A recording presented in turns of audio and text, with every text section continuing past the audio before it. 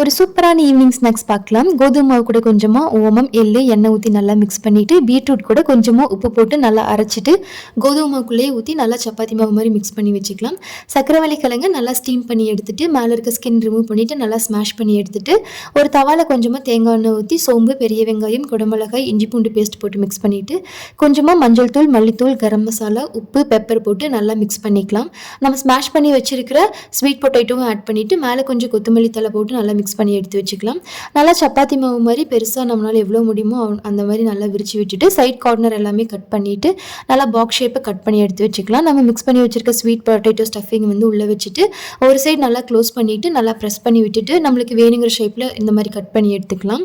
ஒரு தவாவில் கொஞ்சமாக தேங்காய் எண்ணெய் ஊற்றி நல்லா ஹீட் ஆனதுக்கப்புறமா நம்ம கட் பண்ணி வச்சுருக்கிற எடுத்து லைனாக வச்சு 2 சைடும் நல்லா திருப்பி போட்டு டோஸ்ட் பண்ணி எடுத்துட்டோன்னா ஒரு சூப்பரான ஈவினிங் ஸ்நாக்ஸ் ரெடி ஆயிடுச்சு. கண்டிப்பாக ட்ரை பண்ணி பார்த்துட்டு எப்படி இருக்குன்னு கமெண்ட் பண்ணுங்கள்.